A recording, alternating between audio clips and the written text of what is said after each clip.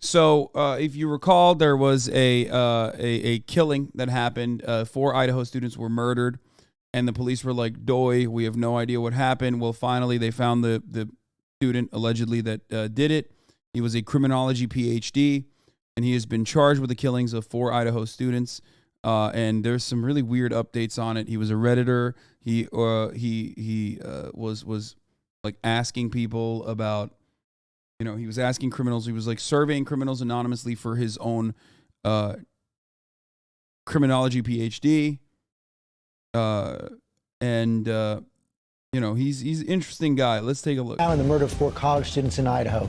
A PhD student specializing in criminology was arrested in Pennsylvania, now facing charges and extradition to Idaho. Kana Whitworth is on the scene in Stroudsburg, Pennsylvania. Good morning, Kana. George, good morning. 28-year-old Brian Koberger has been held here at the Monroe County Correctional Facility since his arrest early Friday morning. Now, he is facing 4 charges of first-degree murder and 1 count of felony burglary, and he is set to appear before a judge here in Pennsylvania tomorrow afternoon. This morning, new details unfolding about the suspect in the gruesome murders of the 4 University of Idaho students. He was perfectly friendly, nice to be around, talked, he's a very intelligent person. Detectives arrested 28-year-old Brian Christopher Koberger in Albrightsville, Pennsylvania, on a warrant for murder of Ethan. From what I understand, the cops in this this little bumfuck town, by the way, are just like all, at least if Carter is correct, they're like half of them are in the Klan. Literally, they rarely ever solve any crimes whatsoever. Like, they're just not very good at their jobs at all, unless their job is to, like, I guess do white supremacist shit. Yeah. Zana, Madison, and Kaylee. Authorities believe in the early morning hours of Sunday, November 13th, he stabbed Ethan Chapin, Xana Kernodle, Madison Mogan, and Kaylee Gonzalez to death in their beds. On Monday, November 14th, while the world learned of the horror, Koberger was pursuing his PhD in criminology at Washington State University and working as a teacher's assistant. He was acting as a TA as well as grading papers. To find out it was our neighbor, it was like very horrific. And while Koberger maintains his innocence, his apartment and office in Pullman, Washington, less than 10 miles from the crime scene, searched by police after his arrest some 2,500 miles away at his parents' home in the Poconos. His lawyer telling ABC News that Koberger's father flew out to Washington State so the two could take part in a pre-planned father-son cross-country drive back to Pennsylvania for Christmas. Mr. Koberger indicated that Brian was acting normal and not out of character. They arrived in that white Hyundai Elantra on December 13th, exactly 1 month after the brutal stabbings. The white Elantra that we saw in some surveillance video, is that his white Elantra? I hope one day you become a victim of a home invasion and have to call the police you so dearly hate. It's such a wild take. Like, it's their fucking job, dog. Like, you understand that, right? Like, it's their job. Like, their job is to do that. You know that, right? Like, their job is to investigate, solve crimes like that. That's what they're supposed to do. Like, what is this? Do we have to be on our hands and knees begging? I do, but how much you hate police is mind-blowing. How much you blow police dicks is mind-blowing to me. If you want to talk about mind-blowing, how much you fucking eat the boot is mind-blowing. That you literally are weaponizing a hypothetical situation where I'm assaulted specifically so that, like, you think in that hypothetical situation I will, hope that the cops will do the fucking job that they're supposed to do. It's insane that, like, we have to sit here and praise cops every fucking day when they don't do the thing that you think they're doing, okay? When I criticize them for not doing their fucking jobs, you still turn around and go, I can't believe you would criticize cops for not doing their fucking jobs, okay? So when in the one instance where they have to do their jobs, you will be grateful eternally. Like, guess what, dude? If a home invasion happens, it's up to me to deal with it. You know what I mean? Let's be real. It's not like cops are fucking stopping home invasions from happening.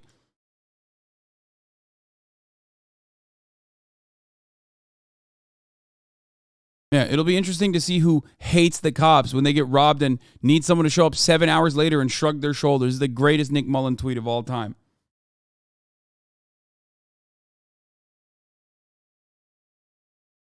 Both things can be true. You have a hate boner for cops, and cops can sometimes drop the ball. Crazy how that's a concept. Brother, police as an institution, okay, as an organization, is a necessary one, okay?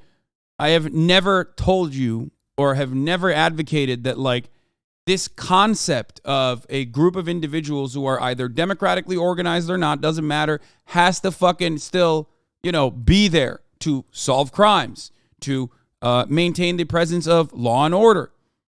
But in the United States of America, we do not have that. Okay? In most places they do not have that, but in America, we especially don't have that. Okay? I am not an abolitionist, and abolitionists themselves also still understand that there would have to be some kind of like community organized, democratically organized group of enforcers of the law. Okay? So even anarchists themselves still understand the necessity for a group of individuals that behave like this, okay? Because no matter how hard you solve all the material problems that create crime, okay, there's still going to be antisocial personality disordered individuals who want to do shit. Regardless. What the fuck do cops do currently with respect to like stopping home invasions? What do? You make it seem like, oh, so you do understand anarchism. I do understand anarchism. The part I don't understand or don't agree with is the lack of showers as an oppressive construct, okay? Take a fucking shower.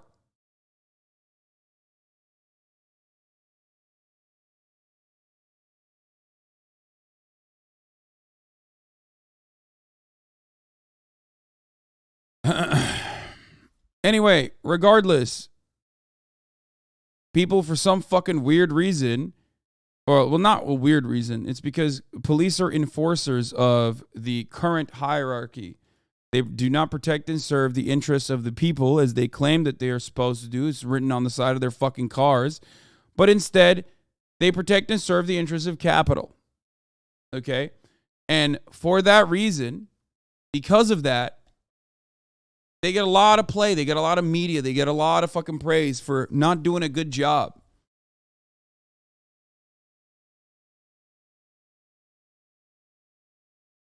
That's it. Pullman police were continuously telling us there was no threat to our own town to stop worrying. Now we learned that this dude's apartment is within walking distance of mine. The police in this area did jack shit for the community. Yeah.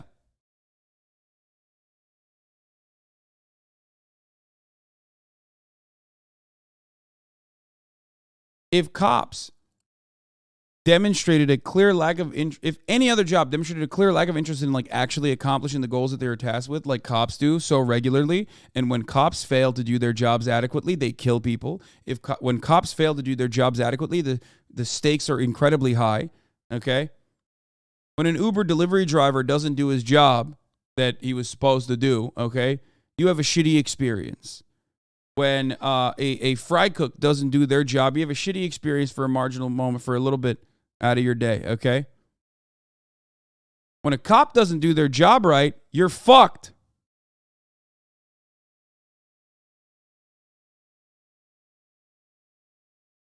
They'll kill you.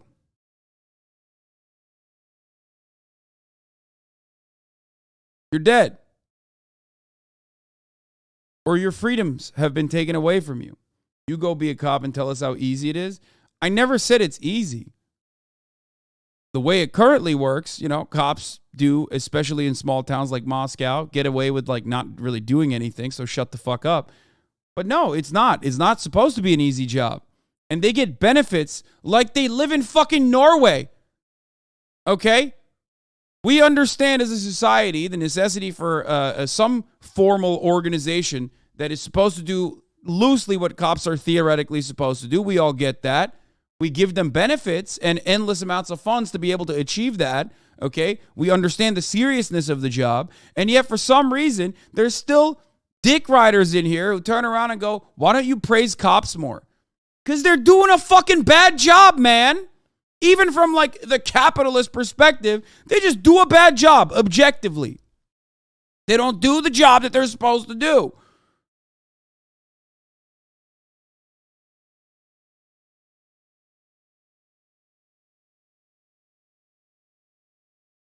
I pay the cops more money than your dad does, okay? So shut the fuck up about this bootlicking dick riding. Just by virtue of taxes I pay more cop salaries than your dad will in 10 years. So shut the fuck up. I expect them to do a good fucking job, or any job. And that requires them to not do 90% of the things that they fucking do.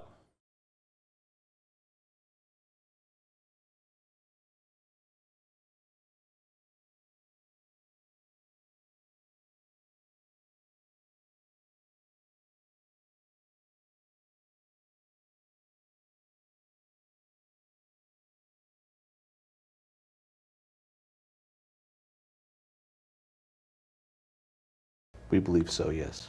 Law enforcement sources telling ABC News they used DNA technology and other tools to identify the suspect, tracking him through his vehicle, which is now in police custody being processed. I felt like I was in danger around him, you know? Jack Bayless says he's known Kohberger since middle school. The two grew up together in Pennsylvania, where Kohberger is pictured in these high school yearbook photos. He's always, been kind of curious as to how the human mind works, I guess, and especially as it relates to crimes, to criminals. Kohberger's family releasing a statement for the first time since his arrest. There are no words that can adequately express the sadness we feel, and we pray each day for them. We have fully cooperated with law enforcement agencies in an attempt to seek the truth and promote his presumption of innocence. Now, Chief Fry told me that within an hour of releasing his name, more than 400 tips poured in. Kohberger's lawyer says he plans to waive his extradition hearing tomorrow in hopes of quickly returning to Idaho. George, he says his client is eager to be exonerated. Okay, Kana, thanks very much. Let's bring in former FBI agent Brad Garrett for more on this. And Brad, as far as we know, there's no direct connection between Kohberger and the victims. That's an especially disturbing sign? Well, as we talked earlier, George, this is a case where it appears it's not someone close to him. So it takes it away from what I would call more textbook murders that are driven by rage, anger, greed. And this is more like there's a psychological aspect of this killer. I guess more like a serial killer, where the killer may well enjoy or get some sort of satisfaction out of killing people that he probably doesn't know, or maybe has little or no connection to them. What do you make of his studying criminology? Well, it's sort of again, if you look at the background of serial killers, they're fascinated with the psychology of crime and criminal behavior. And as somebody who studies this stuff every day, I can identify with that. It's the puzzle. It's the idea of what triggers people to do certain things and act a certain way. And if he's the correct guy who committed this, he's really studying what he's practicing. Break down how officials tracked him down. So what you try to do, obviously, is tie a suspect to a crime scene. You start with the Hyundai Elantra. They apparently were able to put it at the apartment building, leaving the city. And then you go to DNA, which this is a case that sort of screamed out that they probably would find DNA just because of the nature of the crime. And so when you can put him at the crime scene with his DNA, I mean, that's some pretty powerful stuff. There was some frustration over how long this took, but this was pretty effective police work, wasn't it? Exactly. The police and the FBI were very effective at keeping this case under. Yeah, no, it was the FBI, from what I understand,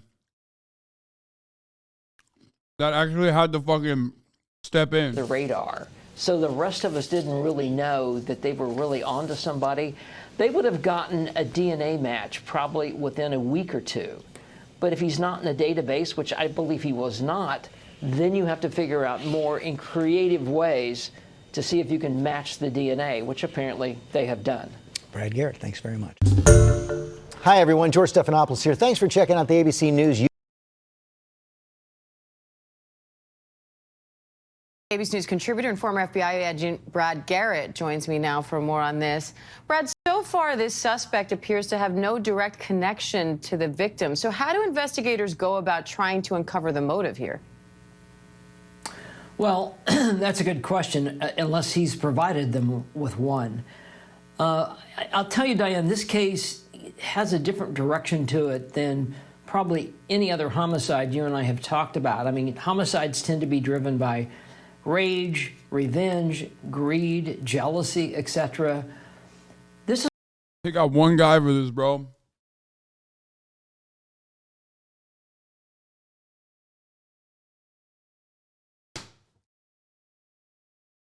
I can't be the only one that feels like this dude looks a little bit like Germa, right?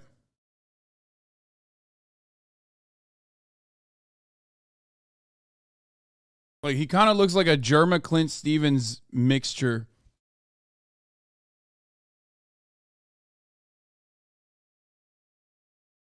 Suspiciously hasn't been live since he did that last, like, New Year's special, or not New Year's special, the Christmas special.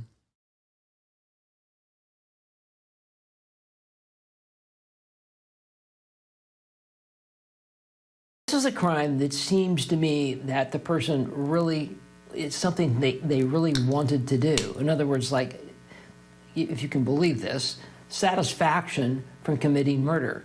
That does fit the profile of serial killers. I'm not suggesting this person charged is a serial killer. I'm only saying that the identity factor of where you identify with the crime, you live the crime, you experience it. I suspect if he was in this conversation with us, he could give you every detail as to what happened inside that house, how he got in the house, how he got out, who he attacked first, how he attacked them, did any of them attack him, if that's the case. So you're talking about an entirely different type of individual. Police say they identified him through DNA technology and tracked him down through the car. But this arrest still took weeks. Could the fact that the suspect was studying criminology and criminal justice, it has a certain level of expertise there, could that present challenges in this case? I doubt it. Well, first of all, he apparently left his DNA at the scene, which I would have predicted his DNA would have been at the scene, only because in working dozens of stabbing homicides, it's very difficult to stab, in this case, 4 people multiple times and not cut yourself. And so I think they found his DNA at the scene. He has no record, so his DNA is not on file, but through genealogy, they were able to track down through family records his DNA.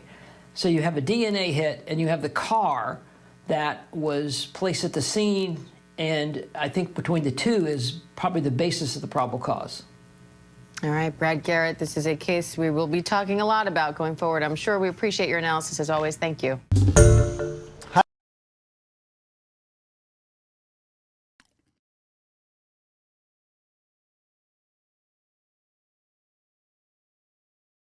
It is wild that the genetic, like the 23andMe cooked them. A lot of people with family members who have engaged in like 23andMe have gotten caught this way. Like the Golden State cop guy, many years later.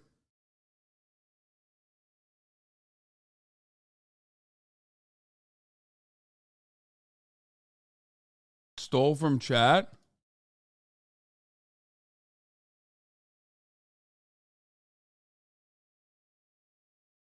You think chat's the only one that knows this? Like, you think I haven't ever talked about this? I think we even watched a Veritasum video on it.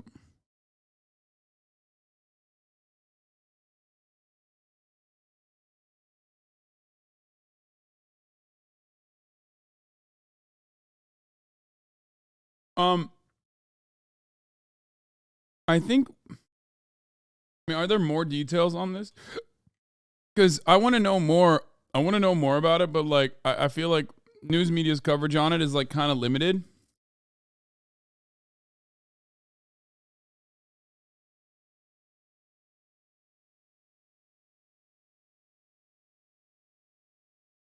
With no reason whatsoever, with no evidence whatsoever that like a professor was responsible for it. TikTok did what TikTok always does. And you know, they there was so much speculation. TikTok detectives, after making 840 false accusations, ruined the reputation of 75 people, coming up with 3,000 theories based on no real evidence, only for the alleged killer to be someone that no one had heard of. Yeah.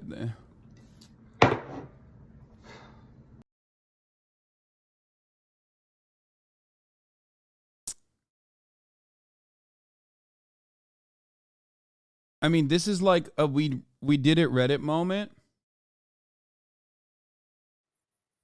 Here, former student. Yeah, it was pretty crazy. I mean, I was, just like sleeping here on the couch in my parents' Former house. student of Idaho murder suspect describes the abrupt behavior change. Woke up to all these tweets that were like, oh, they got the guy. And of course, this has been something that everyone in Pullman has been following, everyone in the whole Pullman, Moscow area.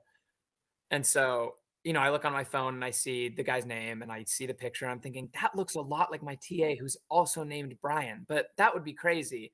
And so I went and I checked my email, to see the emails I'd had with him and the name matched and everything. And yeah, it was just like totally jarring, totally shocking to realize that this person that had been, kind of grading my papers was, allegedly this like horrible murderer.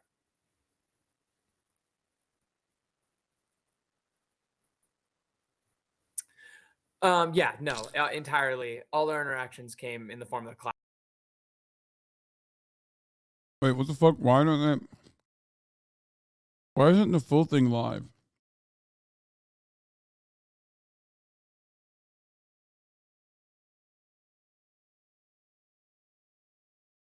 No, they're not showing the studio part, which is weird.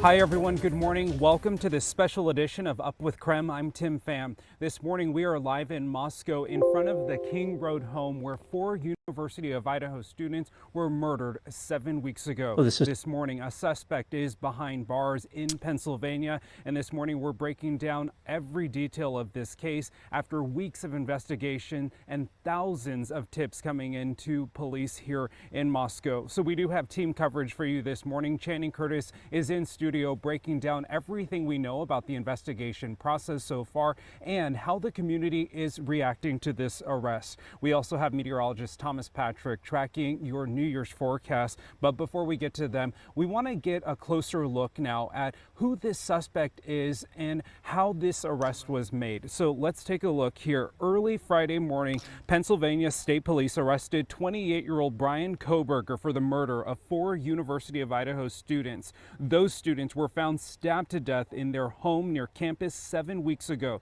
Kohberger is a PhD student at Washington State University. CBS News learned forensic analysis allegedly linked the suspect to the crime scene in Moscow, Idaho. He has been charged with 4 counts of first-degree murder and felony burglary. Police still not saying whether the suspect and the victims knew each other. Meanwhile, Pennsylvania State Police arrested Kohberger 2,500 miles away from the Idaho crime scene.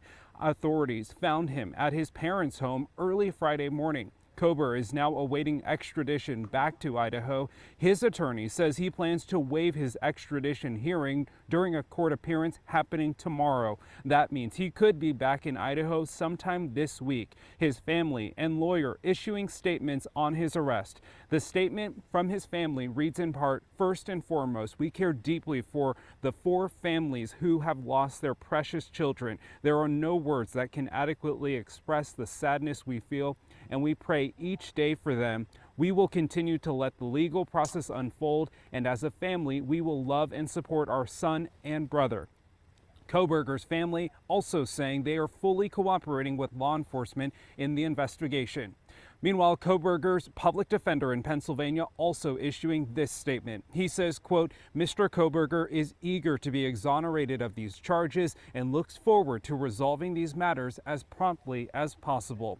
Following the announcement of Koberger's arrest on Friday, law enforcement held a press conference for the first time since November. This was the biggest break in the case, and police gave us more insight at how they came to arresting Koberger.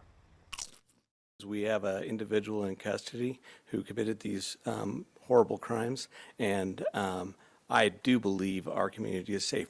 These murders have shaken our community, and no arrest will ever bring back these young students. The details of what led to the suspect's arrest won't be released just yet. That's because of Idaho state law. In December, investigators revealed they were looking for a white Hyundai Elantra. Right now, police say they found that car but are still looking for a murder weapon.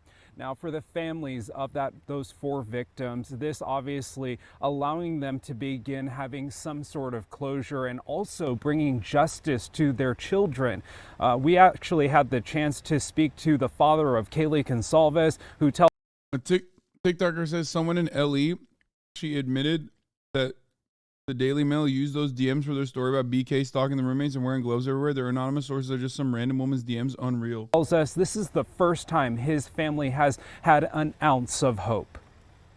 This is the first bit of joy that we've had in close to 7 weeks. We hope that they picked the right guy, and that gives us hope, and we haven't had hope for a long time. And we also heard from the family of Ethan Chapin. In a statement, they say, quote, we are relieved this chapter is over because it provides a form of closure. However, it does not alter the outcome or alleviate the pain. We miss Ethan, and our family is forever changed. Looking back at the days and weeks in, frustrations were high. With no suspect named in the days and weeks after the murders happened and police staying very tight-lipped in this investigation process, people and the community were very frustrated, understandably. So now that a suspect is behind bars, let's take a closer look at the timeline of how we got to this point. On the night of Saturday, November 12th, Madison Moken, Kaylee Consalves, Ethan Chapin, and Xana Kernodle went out in Moscow. Their roommates returned to their home around 1 in the morning on the 13th. Then around 1:45, Ethan and... True delusion. You've been extra weird lately. Dial it back. Okay? Calling you out by name. Please.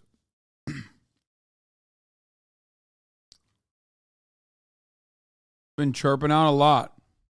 Okay? He is a prolific chatter. He's been weird as fuck about you in Mike's chat too. Wait, really? About me?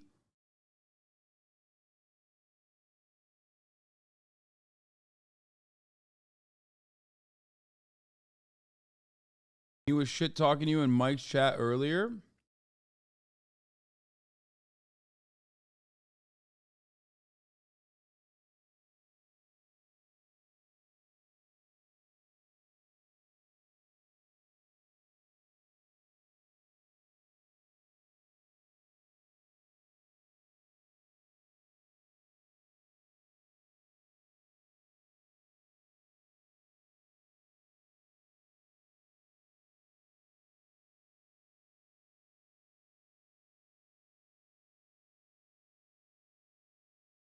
I don't know. Lately, you've been weird.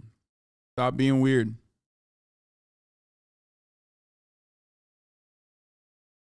Isn't that the guy who said Hasan isn't helping with the socialist movement for like 2 years now? Probably.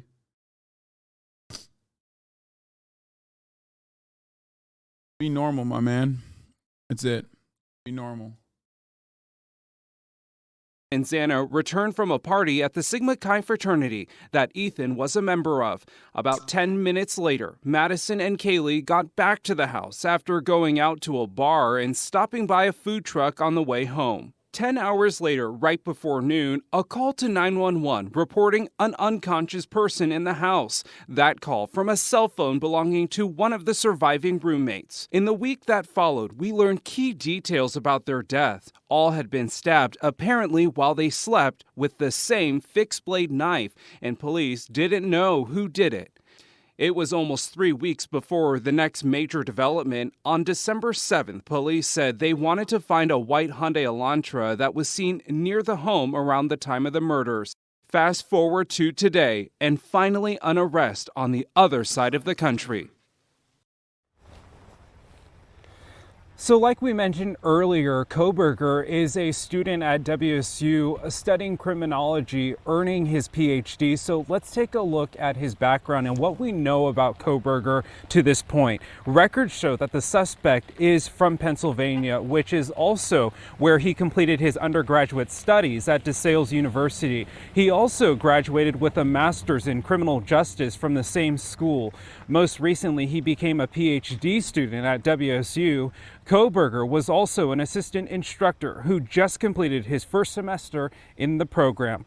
Moscow police say his last known address is in Pullman at an off-campus apartment complex. This is video of that complex. We spoke to someone who lives there who says it's disturbing to think he could have been living near someone capable of committing these crimes.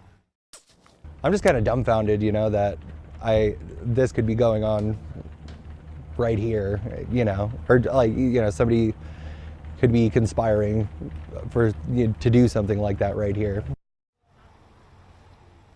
We also learned about 6 months ago, a since-deleted Reddit post shows the suspect asking for participants in a research project to, quote, understand how emotions and psychological traits influence decision-making when committing a crime. So like we mentioned, that suspect has an extradition hearing set for tomorrow. We're told by his lawyers that he's expected to expedite that process, so he could be back in Idaho as soon as this week. We're live in Moscow this morning. I'm Tim Pham, Creme 2 News. Channing, back to you. I mean, that's like pretty comprehensive.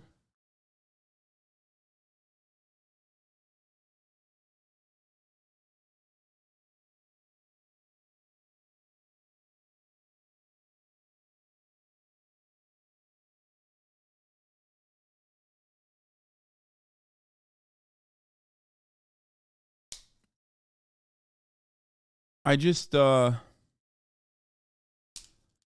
I don't know. I don't know what to say about it other than it's weird because it's like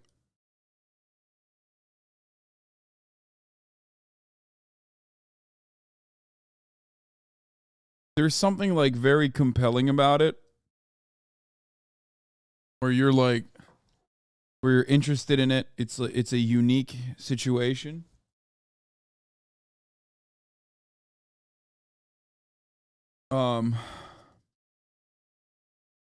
They did show his mugshot, yes. It's such a very strange it's such a very strange thing. People have a morbid curiosity towards true crime. But it definitely I don't know. I just like I want more details. I need to understand it. Same people really don't? No, I don't think so. I think plenty of sane people like true crime. There's something additionally terrifying about a person whose like behavior and motive you can't comprehend that like goes and kills a group of people. Like this is the thing about serial killers is that like antisocial personality disorder oftentimes is what the main reason is. It's like trauma, childhood trauma, and like some kind of like psychopathy, sociopathy that develops as a consequence of that, or because you have like a genetic predisposition or whatever. And when you look at a mass shooting, like for example, there's still like an element of this guy was weird, he was crazy.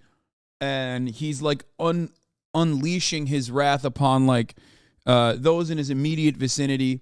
Whereas like when you see something like this is just a dude that may or may not have just straight up picked a random house and just stabbed a bunch of people in their sleep.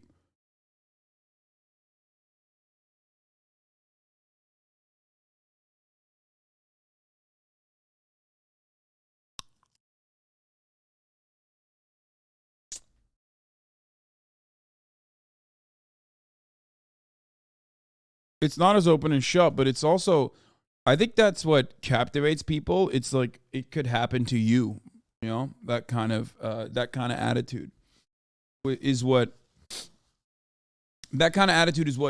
captivates people, because you're like, what the fuck? Like, this guy was just a TA. He was pretty strict as far as grading goes. When he came into class, he was very, not super mentally present. He would stand up at the front, look at the ground. He had a lot of like boilerplate responses he would give people rather than, maybe something he had thought up on the spot. It seemed like, I don't think people want to understand it so they can try and avoid it. I think there's a morbid curiosity that goes beyond that. Like, people want to understand the top of the hour ad break and avoid it, right? Because at the top of the hour, there's a 3-minute ad break. And if you no longer want to see those ads, all you need to do is subscribe, which you could do for $5 or for free with a Twitch Prime or by getting gifted a sub. Cam Schron, thank you for the 5 gifted subs, allowing 5 people to no longer see the ads at the top of the hour. Like, you kind of want to avoid the top of the hour ad break, and there are methods to avoid it. With this, it's a little bit different. I don't know what it is. I don't understand what is so captivating about it, but I do understand what's like additionally scary about a serial killer, because like it just kind of goes against like the human condition. Something just breaks down entirely on what it means to be a human being. Like, the empathy is gone. So all of it is just eroded. So you're like, how the fuck can a person do that? And in a lot of instances, you just can't rationalize it. There's just nothing you could do about it. Billy B, an easy pronounced time. Thank you for the 5 gifted subs.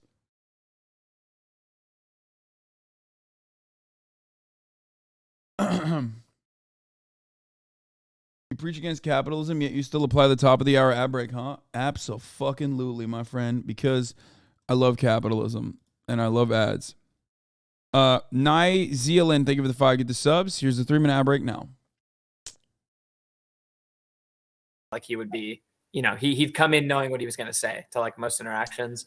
And then when he would grade your papers, he would be grading you on what he ended up calling like a higher standard, but it really felt like to us was.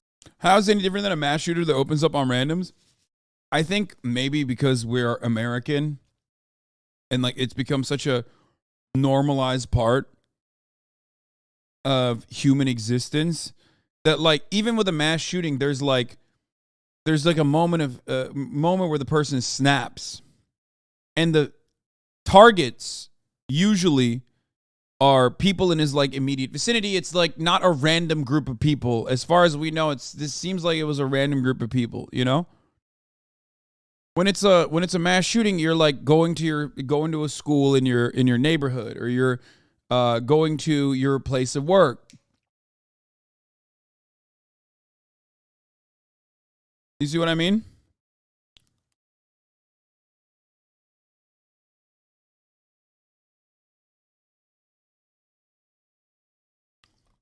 Was he was grading us like he would have graded himself as a PhD student. And so that was just kind of like, we were all annoyed by him. And so I knew his name, I knew like, oh, T.A. Bryan, like he sucks at this. Like he's grading us too harshly. And that was like an annoyance. But obviously beyond that, we just thought he was a little weird and kind of, a bad grader.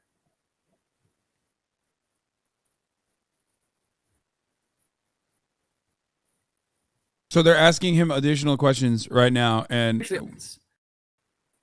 yeah, he actually only left me good comments, which is just kind of silly. Like the only ones I could send in were nice ones, but for most people, he was being pretty harsh in the comments.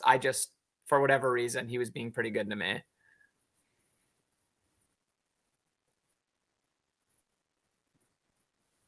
Yeah, actually, we had, our professor was big on the idea that like, if we're all going to be attorneys someday, then we have to know how to argue our case. And so he scheduled a day where everyone, came in ready to argue to get their grades up, and he brought in Brian and he was like, all right, go at him. And he had Brian stand up, and everyone was, you know, like a few people were on his side because they wanted to keep their high grades and not like have questions be cut out or whatever. But for the most part, it was like, you know, half of a 150 person class just asking him all these real critical questions, and he would answer. And he'd actually, he tried pretty hard to defend himself, which was the kind of thing that our professor loved. He wanted the like courtroom environment.